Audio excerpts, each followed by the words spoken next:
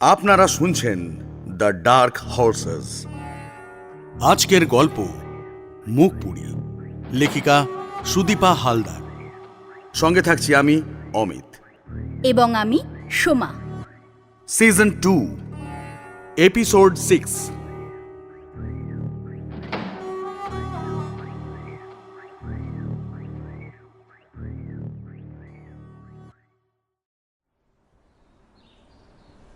মনোরমা দেবী মুখপুরীকে শ্মশানে যেতে না দেওয়ার অনেক কারণ আছে। তার একটা প্রধান কারণ, শ্মশানে যেতে গেলে পায়ে হেঁটে যেতে হবে। এত দূর যেতে গেলে অনেকটা পরিশ্রম করতে হবে, মুখপুরীর কষ্ট হবে। অবশ্য মুখপুরীর কষ্ট হবে সেই কথা মনোরমা দেবী মোটেও ভাবেননি। সমাজে মেয়েদের পড়াশোনা করার অনুমতি দিয়েছে, তার মানে এই নয় যে রক্ষণশীলতাকে ভাঙতে পেরেছে। রক্ষণশীলতা মেয়েদের রাস্তায় নামার অনুমতি দেয় না, মিছিলে তো একদমই নয়। তাই শ্মশানে যাবার প্রশ্নই আসে না। এছাড়াও আরও যুক্তি আছে। মৃতদেহ ঘর থেকে বেরোলে ঘরের সমস্ত কিছু ধুয়ে মুছে পরিষ্কার করতে হয়, কারণ মৃতদেহের থেকে জীবাণু সংক্রমণের সম্ভাবনা থাকে। মনোরমা দেবী এইসব জানেন না, কিন্তু ঘরদোর পরিষ্কার করতে হবে এটা উনি ভালো করেই জানেন। আর মুখপুরী তো চলে গেল কুন্তির সাথে, এবার ওই ঘর পরিষ্কার করবে কে? মনোরমা দেবী মনে মনে বললেন, কুন্তির সঙ্গে গেছে যখন একেবারেই যাক, তাহলে আপদ বিদেয় হবে, আর যেন ফিরে না আসে। মনোরমা দেবী বাধ্য হয়ে অন্য একজনকে ডেকে ঘর পরিষ্কার করান। এই ঘর পরিষ্কার করার জন্যেই মেয়েদের লাগে, তাই তো মেয়েরা ঘরে থাকে। এছাড়াও শ্মশান যাত্রীরা ফিরলে ওদের লোহা, আগুন, নিমপাতা এইসব দিতে হবে। এগুলো তো মুখপুরীর কাজ। এইসব করার জন্যে মনোরমা দেবী কি বসে থাকবেন নাকি? মেয়েদের শ্মশানে যেতে দেওয়া হয় না, কারণ শ্মশান খুব সুন্দর একটা জায়গা নয়। এখানে আত্মীয় স্বজনেরা মৃতদেহ নিয়ে অপেক্ষা করে থাকে। তাদের প্রিয়জনকে হারানোর হাহাকার, কান্নার আওয়াজ, শোকে আচ্ছন্ন মুখ, শ্মশানের ডোম, পুরোহিতদের নির্লিপ্ত চাউনি মোটেই সুখকর দৃশ্য নয়। মেয়েদের মন ভীষণ কোমল আর দুর্বল হয়, তারা এইসব জিনিস সহ্য করতে পারে না। শুধু তাই নয়, মৃতদেহ যখন পোড়ানো হয়, আগুনের উত্তাপে সব দেহ দুমড়ে মুচড়ে যায়। এমনকি মাঝে মাঝে মৃতদেহ উঠে বসে পড়ে। তখন সেই প্রিয়জনের সামনেই সেই মৃতদেহকে আঘাতের পর আঘাত করে টুকরো টুকরো করে দেওয়া হয়, যা সহ্য করা সত্যিই খুব কঠিন।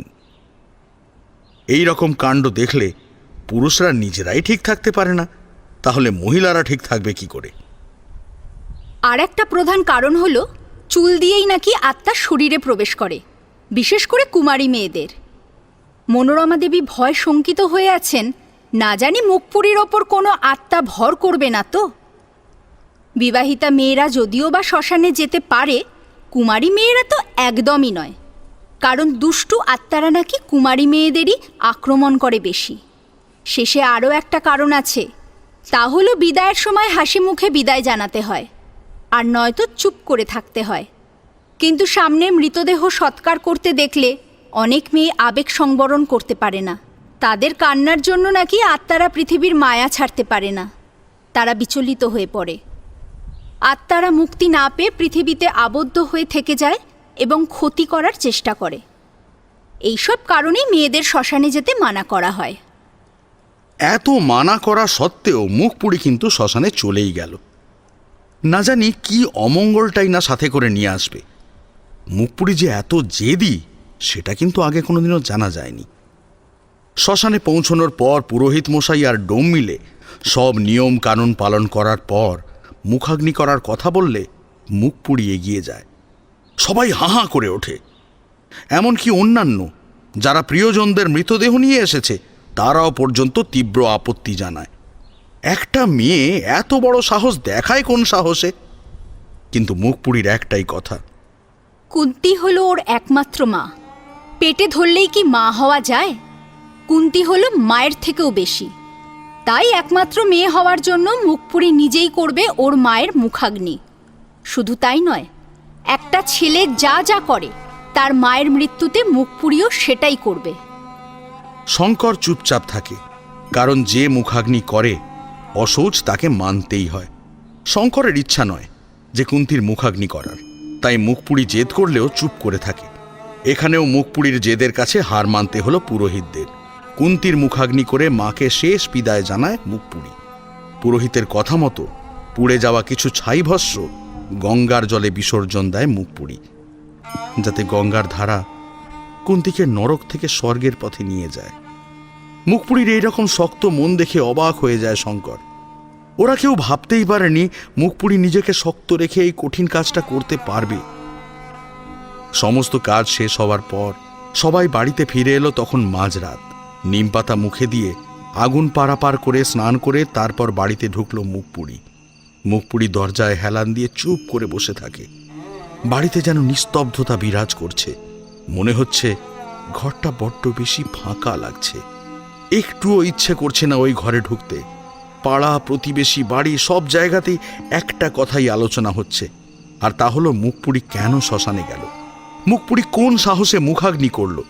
এইগুলো তো মেয়েদের কাজ নয়, এত সাহস পেল কোথা থেকে? মুখপুরী সব কিছুই শুনতে পাচ্ছে, কিন্তু ভালো লাগছে না কোনো উত্তর দিতে। বিশ্বাসই হচ্ছে না ঘরের মধ্যে কুন্তিমাকে আর কোনো দিন সে দেখতে পাবে না। কুন্তিমা ছাড়া জীবনটা যে একেবারেই অন্ধকার হয়ে গেল। চোখের জল গাল বেয়ে আপনি বেরিয়ে আসছে, কিছুতেই চোখের জল শেষ হচ্ছে না।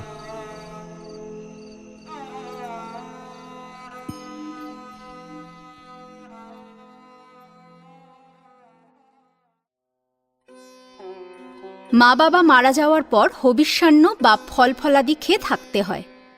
এই সময় কঠোর ব্রহ্মচর্য পালন করতে হয়। অশৌচকালে উঠানে একটি তুলসী গাছ পুঁতে সেখানে প্রতিদিন মৃত মা বা বাবার উদ্দেশ্যে জল ও দুধ দিতে হয়। মা বাবার মৃত্যুর পর পিণ্ডদান করতে হয়। এই পিণ্ডকে বলে পুরক পিণ্ড। পুরক পিণ্ড দিতে হয় মোট 10টি। অশৌচের শেষে মাথা ন্যাড়া করে নতুন পোশাক পরতে হয়। মুখপুরীকে সবকিছু বুঝিয়ে দেওয়া হলো। মুখপুরী এই কদিন কঠোর নিয়ম পালন করল। মুশকিল হলো অশৌচের শেষে মাথা ন্যাড়া হওয়া নিয়ে। কিছুতেই নাপিত মুখপুরীকে ন্যাড়া করবে না। পুরোহিত বলছেন অল্প একটু কাটলেই হবে, কিন্তু মুখপুরী বলছে ছেলেরা যা যা করে সেও তাই করবে। মাথা ন্যাড়া করলে মুখপুরী একটুও কষ্ট পাবে না, বরং এই চুলের যত্ন কুন্তিমা করত। এই চুল তো কুন্তিমায়ের দান, তাই কুন্তিমায়ের উদ্দেশ্যে এই চুল ফেলতে চায়। অনেক কথাবার্তা হওয়ার পর শেষে বিশ্বম্ভরবাবু ঘর থেকে বেরিয়ে এসে ধমক দিলেন, পুরোহিত মশাই যা বলছেন সেইটুকু করে ঘরে যাও, অনেক কথা হয়েছে, যাও ঘরে যাও। বিশ্বম্ভরবাবুর গলার আওয়াজে মুখপুরী চমকে ওঠে। বাবা তো কোনোদিন এইভাবে ওর সাথে কথাই বলেননি। এত বছর পরে যদি বা বললেন, নাম না নিয়ে বললেন, তাই বা কম কি? নাপিতের কাজ নাপিত করে দিল। মুখপুরী মাথা নিচু করে ঘরে ঢুকে যায়। নিয়মভঙ্গের কাজ ঠিকমতো হয়ে যায়।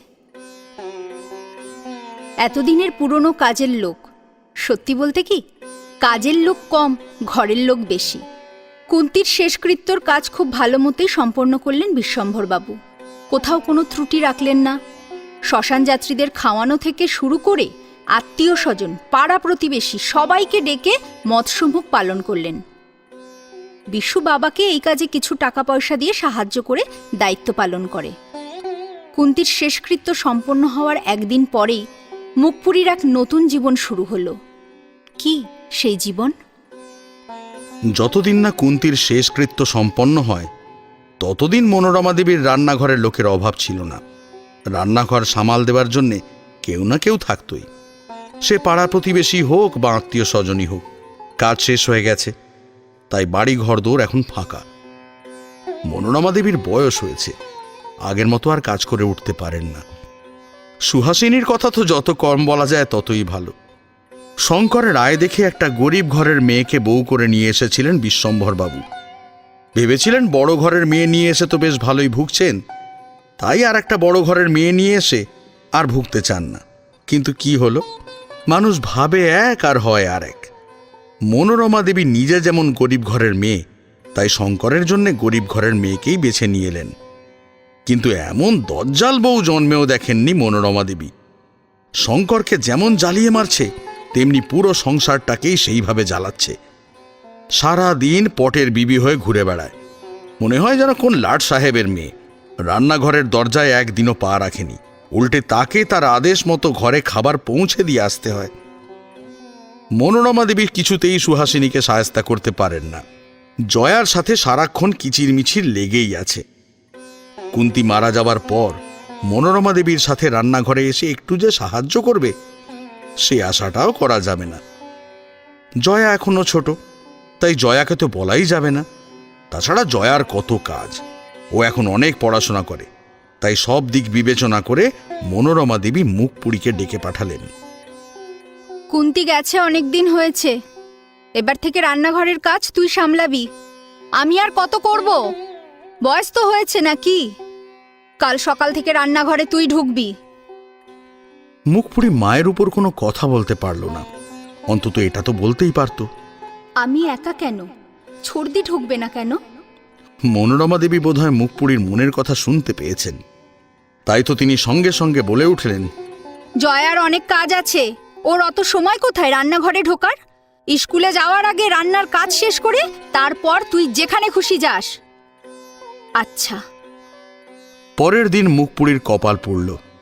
আগে ঘুম থেকে উঠে পড়তে বসত, তারপর স্নান টান করে খেয়ে স্কুলে চলে যেত। আর এখন ঘুম থেকে উঠে আগে রান্নাঘরে ঢুকে রান্না করতে হয়। মুখপুরী জানে কোন পদে কি ফোড়ন দিতে হয় বা কোন সবজিটা কিভাবে কাটতে হয়। কুন্তী মায়ের সঙ্গে থেকে মুখপুরীর সবকিছুই শেখা হয়ে গেছে। মনোরমা দেবী নামে মাত্র রান্নাঘরে ঢুকে এটা ওটা একটু নাড়াচাড়া করে, কি রান্না করতে হবে আদেশ দিয়ে বেরিয়ে যান। তারপর বাকি সময়টা মুখপুরীর রান্নাঘরে একাই কেটে যায়। তারপর ঘন ঘন ঘড়িটাও দেখতে হয় কটা বাজে, কারণ স্কুলের যেন দেরি না হয়। এখন আর আগের মতো অত সময় নেই। কোনো রকমে স্নান করে আয়নার সামনে দাঁড়িয়ে মাথার সামনেটুকু আঁচড়ে বেরিয়ে যায় স্কুলের উদ্দেশ্যে। বন্ধু দিদা মাঝে মাঝে স্কুল ছুটি হওয়ার পর নাতিকে দিয়ে ডেকে পাঠিয়ে গল্পগুজব করে তারপর বাড়িতে পাঠান। খুব দুঃখ করেন কুন্তী মায়ের জন্য। সারাটা জীবন শুধু কাজ করেই গেল। আলো মায়ের জন্য ভীষণ গর্বিত বোধ করেন বন্ধু দিদা। এই আলো মাকে ঘিরেই কুন্তীর শেষ জীবনটা খুব ভালো কেটেছে। কুন্তী মা নাকি ভীষণ চিন্তা করতেন, কুন্তী মা যখন থাকবেন না আলো মায়ের কি হবে, ওরা কি আর ভালো রাখবে? ওরা তো কিছুই দেয় না, কোনো খোঁজ খবর নেয় না।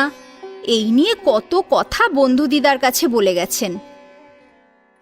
বন্ধু দিদা কাঁদতে কাঁদতে মুখপুরীর কাছে নিজের মনের কথা প্রকাশ করেন।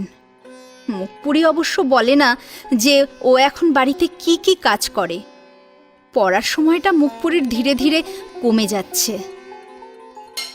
রান্নাটা তাড়াতাড়ি শেষ করার চেষ্টা করছে মুখপুরী। আজ স্কুলে প্র্যাকটিক্যাল আছে, স্কুলের যেন দেরি না হয়ে যায়। দুদিন রান্নাটা শেষ হওয়ার পরও মুখপুরী স্কুলে যেতে পারেনি। ছোট বৌদির পানের দোক্তা হঠাৎ শেষ হয়ে গেছে, তখনই আনতে হবে। পানের দোকান সেই বাজারের কাছে। যাওয়া আসা করতে স্কুলের সময় পেরিয়ে গেল। আর একদিন ট্রাঙ্কের সমস্ত শাড়ি জামা কাপড় ছাদে গিয়ে রোদে দিতে বলায় স্কুলের সময় পেরিয়ে যায়। মুখপুরীর এত দুঃখ লাগে স্কুলে যেতে না পেরে যে কি বলবো। ওদিকে জয়া হাতে দুটো বই নিয়ে বেরিয়ে যায় কলেজে যাওয়ার নাম করে, অথচ মুখপুরী দেখেছে জয়া একটা ছেলের সাথে সাইকেল রিক্সা করে কোথায় যেন যাচ্ছিল। এই মুখপুরী, তোর রান্না শেষ হয়েছে? হ্যাঁ ছোট বৌদি, শেষ হয়েছে। তোকে বলেছি না আমাকে বৌদি বলে ডাকবি না? তাহলে কি ডাকবো? শুধু দিদিমণি বলবি? কে আমার ননদ রে, বৌদি বলে ডাকে। এই শোন, বলো, আমার এই কাপড়গুলো কেচে ধুয়ে মেলে দিবি, কাল করব বৌদি। ও না দিদিমণি। কেন কাল কেন? আজকেই করবি। দুদিন স্কুলে যাইনি, আজ প্র্যাকটিক্যাল আছে, আজকে যেতেই হবে। থাক, আর পড়াশোনা করতে হবে না। পড়াশোনা করে কত দিগ্গজ হয়েছে সে তো দেখতেই পাচ্ছি। যা যা, কাজ দিয়েছি করে দে। ঠিক আছে, আমি করে দেব, তবে স্কুল থেকে এসে। কি এত বড় সাহস, আমার মুখে মুখে তর্ক করিস? মরব এক থাপ্পড়। দাঁড়া দাঁড়া, তোর আজকেই আমি বিদায় করার ব্যবস্থা করছি, দাঁড়া। ছোট বৌদি আরও কত কি যে কথা বলে গেল, মুখপুরী কান দিয়ে ঢোকালো না। স্নান করে ঘরে এসে স্কুলের পোশাক পরে বই খাতা গুছিয়ে টিফিনটা নিয়ে স্কুলের উদ্দেশ্যে চলে গেল। পিছনে তখনও ছোট বৌদি চিৎকার চেঁচামেচি করেই যাচ্ছে। এমনিতেই ছোট বৌদির চিৎকারে বাড়িতে একটা কাকও বসতে পারে না। ছোট বৌদির চোখ যতক্ষণ খোলা থাকে ততক্ষণ তার দুটো ঠোঁট এক হতে পারে না। আচ্ছা, এত রাগ মানুষের হয়? কারো সাথে সদ্ভাব নেই, কাউকে ছোট বৌদি পছন্দ করে না। প্রত্যেকেই নাকি ছোট বৌদির সঙ্গে খারাপ ব্যবহার করে। ঘরে যদি ছোড়দা থাকে তাহলে চিৎকারটা আরো বেশি করে শোনা যায়, আর ছোড়দি থাকলে তখন তো কথাই নেই। ছোট বৌদির কি যে সমস্যা মুখপুরি বুঝতে পারে না। মুখপুরি জানে আজকে স্কুল থেকে ফিরলে ওর কপালে কিছু না কিছু দুঃখ আছে, যখনকার কথা তখন দেখা যাবে। এই ভেবে মুখপুরি এখন স্কুলের দিকে রওনা দিল। এখন স্কুলে যাচ্ছে মানে স্কুলের কথাই চিন্তা করবে। এমনিতেই দুদিন স্কুলে যাওয়া হয়নি, তাই না জানি কত পড়া জমে আছে। কাজের চাপে মুখপুরি পড়া আর এগিয়ে রাখতে পারে না। স্কুলে যাওয়ার সাথে সাথেই স্কুলের প্রধান শিক্ষক মুখপুরিকে ডেকে পাঠান। মুখপুরি বুঝে উঠতে পারে না কেন ডেকে পাঠিয়েছেন। ভীষণ ভয় ভয় প্রধান শিক্ষকের কাছে গিয়ে হাজির হলো। দরজায় মুখপুরিকে দাঁড়িয়ে থাকতে দেখেই প্রধান শিক্ষক মাথা নেড়ে খুব গম্ভীর গলায় এসো কথাটা বললেন। কি ব্যাপার, মুখপুরির নামে কেউ কি নালিশ করল? দুদিন আসেনি বলে কোনো শিক্ষক কি অভিযোগ করেছেন? মুখপুরি পায়ে পায়ে এগিয়ে যায় প্রধান শিক্ষকের কাছে। সর্বভারতীয় অঙ্কের প্রতিযোগিতার ফলাফল বেরিয়েছে, তুমি ফার্স্ট হয়েছ। এই দেখো, পেপারে আমাদের স্কুলের নাম সহ তোমার নাম বেরিয়েছে, আর তোমাকে 10,000 টাকা পাঠিয়েছে। তোমার যখনই দরকার পড়বে তোমার টাকা তুমি তুলে স্কুল থেকে নিয়ে যেও, কেমন? মুখপুরি কথার ভাষা হারিয়ে ফেলেছে। হাসবে না কাঁদবে কিছুই বুঝতে পারে না। তাড়াতাড়ি গিয়ে প্রণাম করে। আজ এত খুশির দিনে কুন্তী মায়ের কথা বড্ড মনে পড়ছে। মুখপুরি প্রণাম করতেই প্রধান শিক্ষক মশাই জড়িয়ে ধরেন। মুখপুরি কেঁদে ফেলে। প্রধান শিক্ষক মশাই বলেন, তুমি আমাদের গর্ব আলো, তোমার আলো চারিদিকে ছড়িয়ে দাও, এটাই আমার প্রার্থনা। এরপর স্কুলে প্রার্থনা হয়ে যাওয়ার পর মুখপুরিকে সবার সামনে দাঁড় করিয়ে প্রধান শিক্ষক মশাই ওকে অভিনন্দন জানালেন।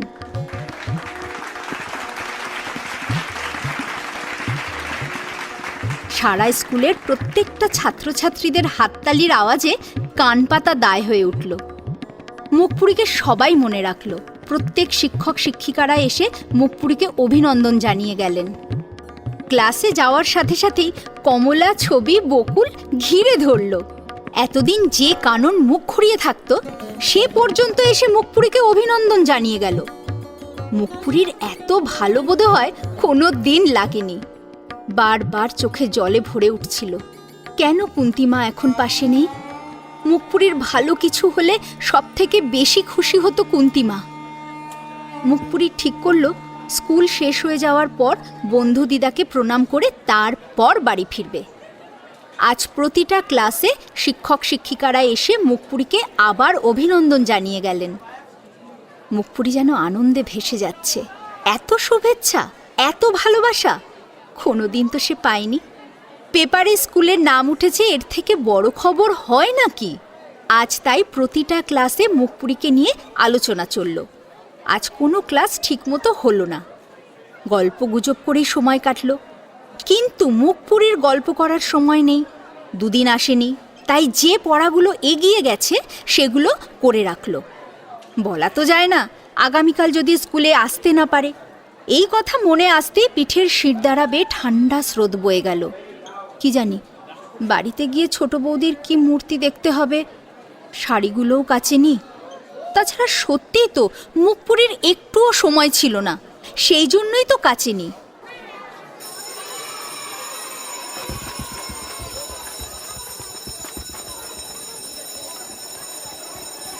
স্কুল ছুটি হবার পর স্কুলের গেট থেকে বাইরে বেরোতেই মুখপুরি দেখে বন্ধু দিদার নাতি মিঠুন দাঁড়িয়ে আছে।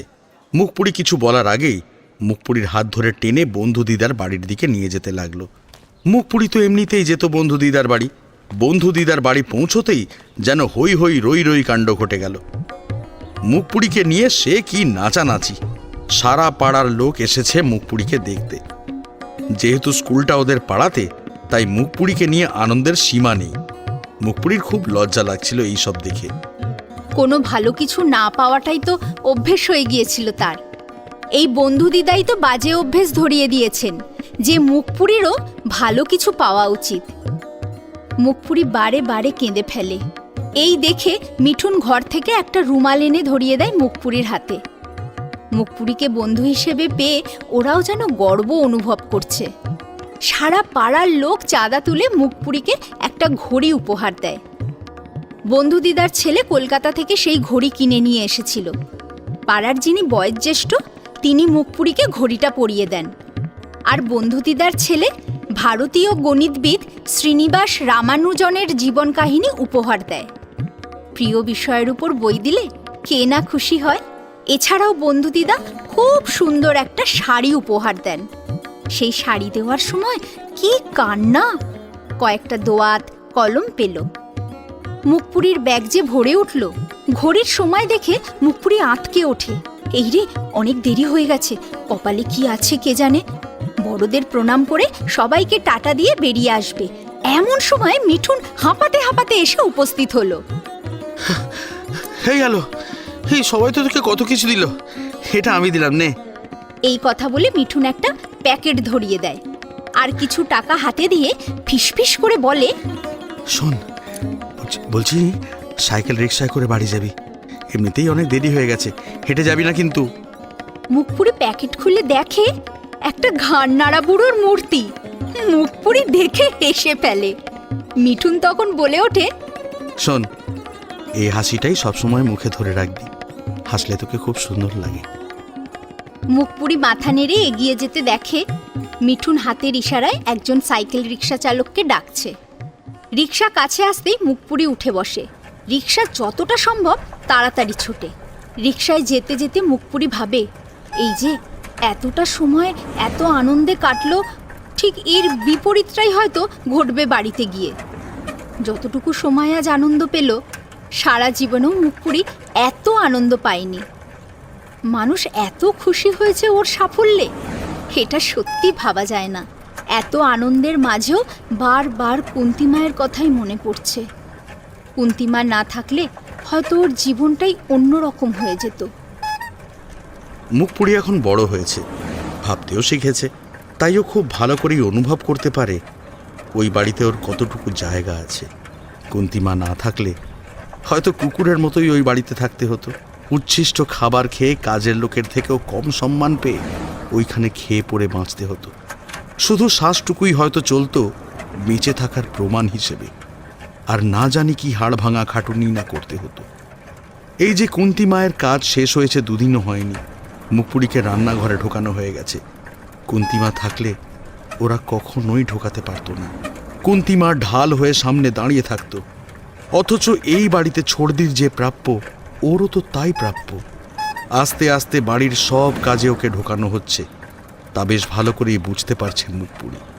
মুখপুরীর একটাই চিন্তা, তাহলে কি পড়াশোনাটা বন্ধ হয়ে যাবে? পড়াশোনা বন্ধ হয়ে গেলে মুখপুরী বাঁচবে কি নিয়ে? মুখপুরী যে আরও কিছু করতে চায়, বাড়ির কাজের মধ্যে নিজেকে আবদ্ধ না রেখে মুখপুরী সমাজের জন্য কিছু করতে চায়, সেটা কি সম্ভব হবে না? বাড়িতে গিয়েই ব্যাগ ভর্তি পুরস্কারগুলো আগে দেরাজে রেখে তালা চাবি দেবে, তারপর অন্য কথা। এই পুরস্কার বাড়ির কাউকে দেখানো যাবে না, তাহলে হয় ভেঙে ফেলবে, নইলে নষ্ট করে দেবে। এই কথা ভাবতেই মুখপুরীর আবার চোখ জলে ভরে যায়। মা বাবা যদি জয়ার মতোই ওকে ভাবতো, তাহলে হয়তো এই পুরস্কার বাইরের ঘরে সাজানো থাকতো, যাতে লোক আসলেই দেখতে পেত। অথচ মুখপুরীকে এইগুলো নিয়ে লুকিয়ে রাখতে হবে। একই বাড়ির সদস্য হয়ে, একই মা বাবার সন্তান হয়ে দুই রকম ব্যবহার। এই কথা কি কাউকে বলা যায়? মা বাবাই যদি সন্তান হিসেবে মানতে না পারেন, তাহলে পৃথিবীতে এনেছেন কেন? আগেই কেন গলা টিপে মেরে ফেলেননি? তাহলে এই যে দিনের পর দিন এত অবহেলা, অবজ্ঞা, অপমান সহ্য করতে হতো না। মুখপুরীর চিন্তায় ব্যাঘাত ঘটল। দিদিমণি, আপনার পাড়ায় ঢুকে গেছি, কোনটা আপনার বাড়ি? আপনি এখানেই আমাকে নামিয়ে দিন, বাকিটা আমি হেঁটে যাব। না না, আপনি বলুন না, আমি আপনাকে পৌঁছে দেব। আরে না না, ঠিক আছে। আপনার ভাড়া কত হয়েছে বলুন। এরপর মুখপুরী যা শুনল অবাক হয়ে গেল। এটা কি বললেন রিক্সাওয়ালা? রিক্সাওয়ালা যে এমন কথা বলতে পারে মুখপুরী ভাবতেই পারেনি। দিদিমণি, আমি দূর থেকে দাঁড়িয়ে দেখেছি, আপনাকে সবাই কত সম্মান করছে আর কত কিছু দিয়েছে। আপনি আমাদের গর্ব। আমি তো কিছু দিতে পারলাম না, তাই ভাড়াটুকু না হয় নাই বা দিলেন। আপনাকে পৌঁছে দিয়ে আমি নিজেকে ধন্য মনে করছি। আপনার মতো মেয়ে যেন ঘরে ঘরে হয় দিদি, ঘরে ঘরে হয়। মুখপুরি রিক্সাওয়ালাকে ওখানে দাঁড়িয়ে প্রণাম করে। বাড়ি থেকে অনেকটা দূরেই মুখপুরি রিক্সা থেকে নেমেছে, কারণ ও জানে বাড়ির কাছাকাছি রিক্সা নিয়ে গেলে এই নিয়ে অনেক কথা উঠবে। মুখপুরি তাড়াতাড়ি পা চালায় বাড়ির দিকে। গেট দিয়ে ঢুকতেই ছোট বৌদি একেবারে সামনে, যেন মুখপুরীর অপেক্ষায় ছিলেন। ছোট বৌদিকে দেখেই মুখপুরীর গা হাত পা ঠান্ডা হয়ে গেল। এই যে মহারানী এসেছেন, সারা রাজ্য উদ্ধার করে ঘরে ফিরে এসেছেন। এবার যান, শ্বশুর মশাই ডাকছেন, তোমার ব্যবস্থা হয়েছে। ছোট বৌদির কথাবার্তাগুলোই ওই রকম। কেন, শ্বশুর মশাইকে বাবা বলা যায় না? হ্যাঁ যাচ্ছি, ঘরে ব্যাগটা রেখেই আমি আসছি। মুখপুরি এই কথা বলে ঘরে ঢুকে খুব তাড়াতাড়ি ব্যাগ থেকে সব জিনিস বের করে আগে দেরাজে রাখল, চাবি দিল। তারপর চাবিটা ঠিক জায়গা মতো লুকিয়ে রেখে ধীরে সুস্থে ঘর থেকে বেরোলো। পেপারে যদি নিজের এলাকার খবর দেখতে পাওয়া যায় সেটাই আগে চোখে পড়ে। বিশ্বম্ভরবাবু কিন্তু পেপার খুলে মুখপুরীর স্কুলের খবরটা দেখেছেন এবং পড়েছেন। শুধু তাই নয়, মুখপুরীর নামটাও উনি 2 বার করে পড়েছেন। অথচ মনের মধ্যে এতটুকু গর্ব অনুভব করছেন না, বরং আরও বেশি লজ্জাবোধ করছেন। যদি কোনোদিন সাংবাদিক এসে মুখপুরীর বাবাকে দেখতে চায়, তাহলে তিনি কি জবাব দেবেন? তখন যে লজ্জার শেষ থাকবে না। বিশ্বম্ভরবাবু তাই মনে মনে একটা পরিকল্পনা করলেন। যদিও এটা বাস্তবায়িত হওয়ার সম্ভাবনা এখন একেবারেই নেই, তবে করেই ছাড়বেন এটা মনের মধ্যে পাকাপাকিভাবে স্থির করে নিলেন। বিশ্বম্ভরবাবু ভীষণ বিরক্ত ছোট বৌমার ওপর, কারণ যেভাবে মুখপুরীর ওপর নালিশ করল, এখন মুখপুরীকে না ডেকে উপায় নেই। যত মুখপুরীর কাছ থেকে দূরে থাকা যায় চেষ্টা করেন, আর এই বৌমার জন্য সেই মুখপুরীকে সামনে এনে তাকে জিজ্ঞাসাবাদ করতে হবে, তাকে শাসন করতে হবে। এই বাড়িতে এখন সারা দিন শুধু ছোট বৌমার গলার আওয়াজ শোনা যায়, অথচ এতদিন পর্যন্ত এই বাড়ির গলার আওয়াজ এই বাড়ির বাইরে কোনো দিন যায়নি। ছোট বৌমা এসে বাড়ির মান সম্মান যেন আরও বেশি করে ডুবিয়ে দিল। আশেপাশের পাড়া প্রতিবেশীরাও মনে হয় ভালোই শুনতে পায় ছোট বৌমার গলার আওয়াজে। এমন মেয়ে মানুষ যে পৃথিবীতে জন্মায় তা ধারণা ছিল না বিশ্বম্ভরবাবুর। মুখপুরীকে কি শাসন করবেন? বিশ্বম্ভরবাবু তো জানেন এখন রান্না বান্না সবই মুখপুরী করে। মনোরমা দেবী পারেন না বলার থেকে বলা ভালো, করতে চান না। ছোট বৌমা তো একটু সাহায্য করতে পারে, কিন্তু না, সারাদিন তার গলার আওয়াজ শোনা যায়। এত কিসের ক্ষোভ কে জানে? সব কিছুই তো দেওয়া হয়েছে, তাহলে এত চাহিদা কিসের? ছিল তো কোনো রকমে খেয়ে। বিয়ের পরে এই বাড়িতে এসে সাপের 5 পা দেখেছে। ভালো খেয়ে অনেক গয়নাগাটি পেয়ে নিজেকে একেবারে রাজরানী ভেবে বসে আছে। সারাদিন গা ভর্তি গয়না পরে ঘুরে বেড়ায়। মনোরমার কাছে শুনেছেন আয়নার সামনে দাঁড়িয়ে গয়না পরে আর খোলে। বিয়ের পাওয়া নতুন শাড়িগুলো সব ঘরে পরে, আর শাড়ি গয়না কেনার জন্য শঙ্করকে চাপ দেয়। প্রাইমারি স্কুলের শিক্ষক হয়ে কি করে এর শখ মেটাবে? কোনো লাজ শরম নেই। বাড়িতে শ্বশুর মশাই আছে জেনেও পায়ের গোড়ালির উপর শাড়ি পরে। সারাদিন শুধু নালিশ। মুখপুরি রান্না করা ছাড়াও তো অন্য কাজ করে, তাহলে ওকে ডেকে আবার অতিরিক্ত কি শাসন করবেন? কিন্তু ওই যে ছোট বৌমা নালিশ করে গেছে মুখপুরীর সম্পর্কে, এখন না ডেকে আর উপায় আছে? ওই মেয়েটার মুখোমুখিও হতে চান না বিশ্বম্ভরবাবু। মুখপুরী যতটা সম্ভব তাড়াতাড়ি বিশ্বম্ভরবাবুর কাছে গিয়ে উপস্থিত হয়। ওনাকে আবার বাবা বলে ডাকা যাবে না, তাই ভাব বাচ্ছে কথা বলতে হয়। আমাকে ডেকেছিলেন? হ্যাঁ, ছোট বউ যা বলে করে দিও, এর থেকে বেশি কিছু বলার নেই। তুমি এখন আসতে পারো। আচ্ছা। এই কথা বলে মুখপুরী বেরিয়ে এলো। মুখপুরী ভেবেছিল না জানি কত কথাই না শুনতে হবে। শুধু এইটুকুর জন্যে মুখপুরীকে কতই না চিন্তা করতে হলো। এদিকে সুহাসিনী দেখল মুখপুরী ঘরে ঢুকলো আর বেরোলো। কোনো চিৎকার চেঁচামেচি নেই, কোনো কান্নাকাটি নেই, কিছুই হলো না। যতটা ভেবেছিল তার কিছুই হলো না দেখে সুহাসিনীর রাগ আরও বেড়ে গেল। শ্বশুর মশাইয়ের সামনে গিয়ে বলার সাহস নেই, তাই দূর থেকেই শ্বশুর মশাইকে উদ্দেশ্য করে সুহাসিনী উল্টোপাল্টা কথা বলতে শুরু করে দেয়।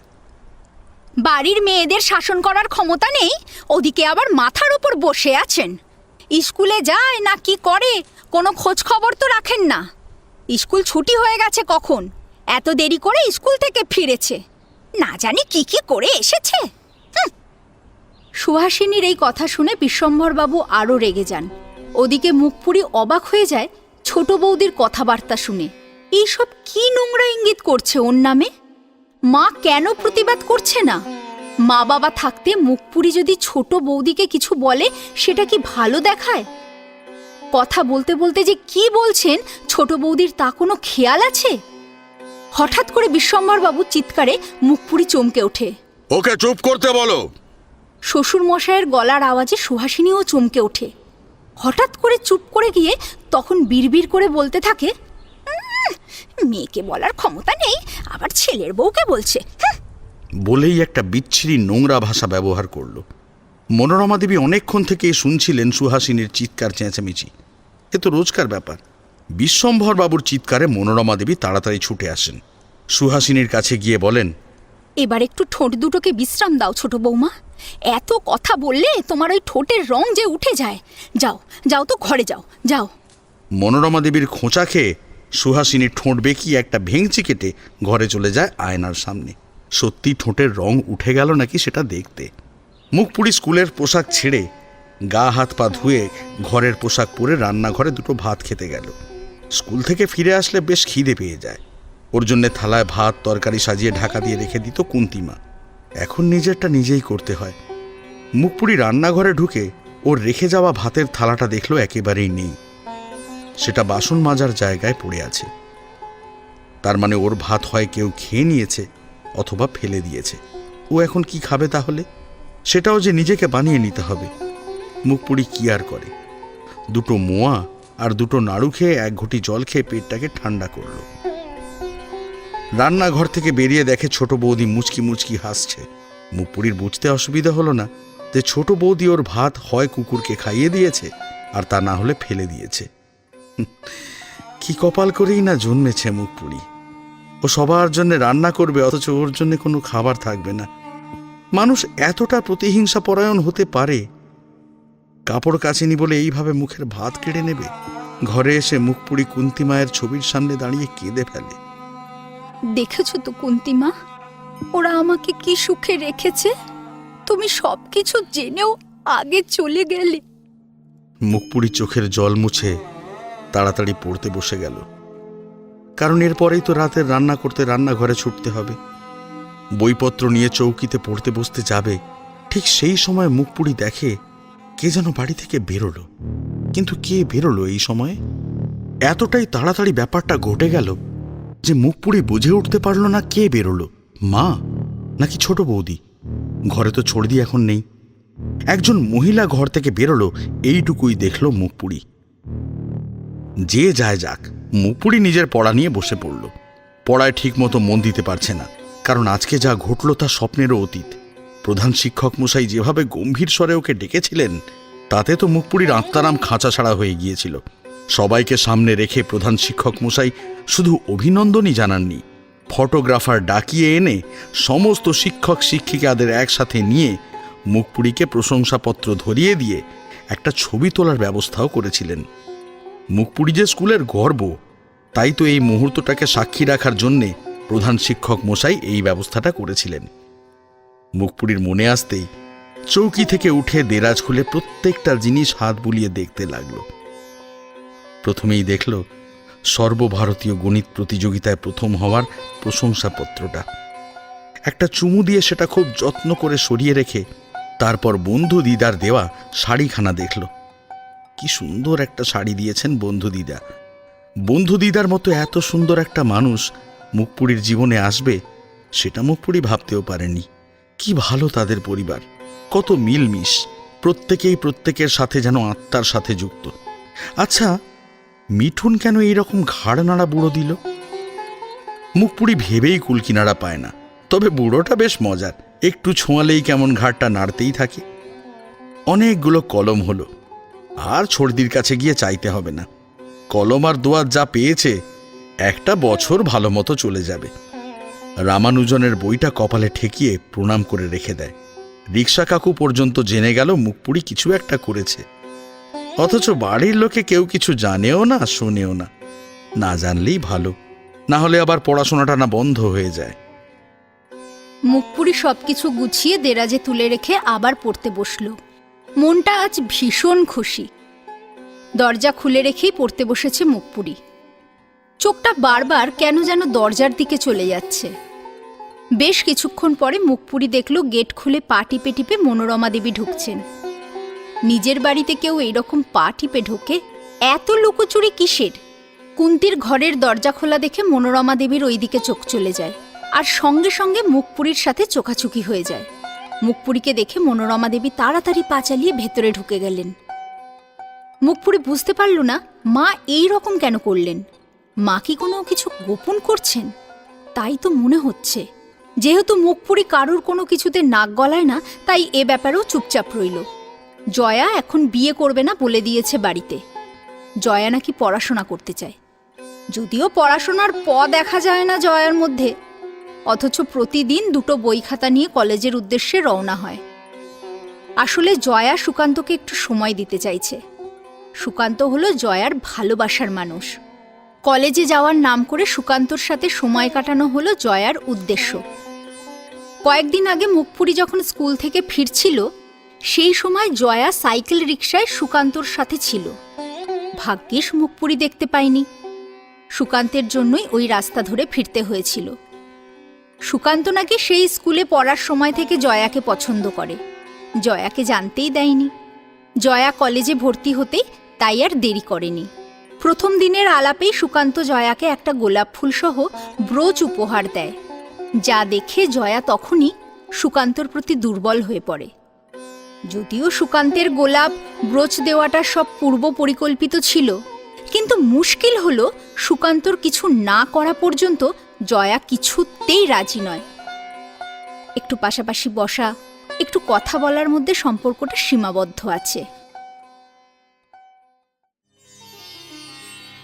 সম্প্রতি সুকান্ত রেলে গ্রুপ ডি পোস্টে চাকরি পেয়েছে। জয়ার খুব আনন্দ, সুকান্ত চাকরি পেয়েছে। অবশেষে জয়া বিয়ের পিঁড়িতে বসবে। এতদিন যে কিভাবে নিজেকে আটকে রেখেছিল সে ওই জানে। বাবা তো কবেই বিয়ের কথা বলেছিলেন। জয়া পরিষ্কার বলে দিয়েছে কলেজ পাশ করার পর বিয়ের কথা ভাববে। বাবা খুব খুশি হয়েছেন বোঝা যায়। পড়াশোনা করলে খুশিই হন। সুকান্তকে বলেছে ওর মা বাবা যেন অবশ্যই ওদের বাড়িতে বিয়ের প্রস্তাব নিয়ে যায়। সুকান্ত চাকরিতে যোগদান করার পর প্রথম রবিবারেই মা বাবাকে পাঠিয়েছে জয়ার সাথে বিয়েটা হওয়ার জন্যে। জয়া জানত সুকান্তর মা বাবা আসবেন, তাই জয়াকে কিছু না বলতেই জয়া বাইরের ঘরটা পরিষ্কার পরিচ্ছন্ন করছে। মনোরমা দেবী তো জয়ার কর্মকাণ্ড দেখে অবাক হয়ে গেছেন। জয়া কোনোদিন ঘরের কাজে কাউকে সাহায্য করেনি, আর নিজেও করেনি। আজ প্রথম জয়া এই রকম করছে দেখে বেশ ভালোই লাগছে। মনোরমা দেবী মনে করেছেন জয়া বুঝি একটু বড় হয়েছে, হয়তো একটু বুঝতে শিখেছে, এই জন্যে ঘর গুছিয়ে রাখছে। মনোরমা দেবী তো আর জানেন না যে জয়ার ভালোবাসার মানুষের মা বাবা আজ ওনাদের বাড়িতে আসছেন, আর সেই জন্যেই জয়া এত পরিষ্কার পরিচ্ছন্ন করছে। জয়াকে ঘরের দিকে আসতে দেখে মুখপুরি একটু অবাক হলো। নিশ্চয়ই কোনো প্রয়োজন আছে। প্রয়োজন ছাড়া তো জয়া কখনো এমুখো হয় না। জয়া এসে রীতিমতো আদেশ করে, এই মুখপুরি, আজ সন্ধ্যার জলখাবারে লুচি আলুর দম করবি। আমার খেতে ইচ্ছে করছে।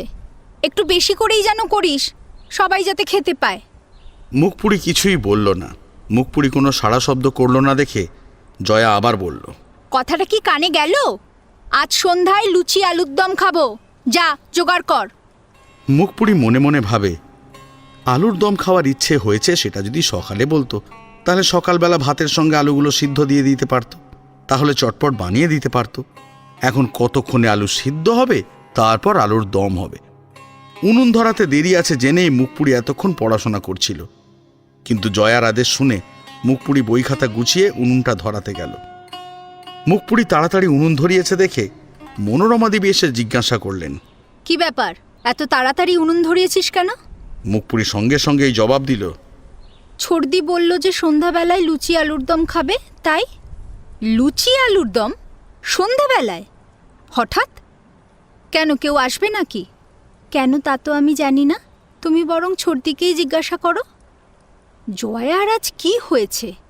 ঘরদোর পরিষ্কার করছে, গুনগুন করে গান গাইছে, লুচি আলুর দম খেতে চাইছে। হয়তো মনটা খুশিতে ভরে আছে, তাই হতে পারে। মেয়ের আমার বুদ্ধি হয়েছে, তাই আজ ঘরের কাজ করেছে। আমি কি তোমার মেয়ে নই? প্রশ্নটা করেই ফেলল মুখপুরি। মুখপুরির প্রশ্নটা শুনে প্রচণ্ড বিরক্ত হয়ে মনোরমা দেবী বলে উঠলেন, তুই তোর কাজ কর, জয়া যেভাবে বলেছে সেইভাবে করবি। দিল মেজাজটাকে নষ্ট করে। মনোরমা দেবী ঘরের দিকে যেতে গিয়েও দাঁড়িয়ে পড়লেন। এমন আশ্চর্য দৃশ্য এর আগে কোনোদিন দেখেছেন বলে মনে পড়ছে না। আচ্ছা, কি দেখলেন মনোরমা দেবী?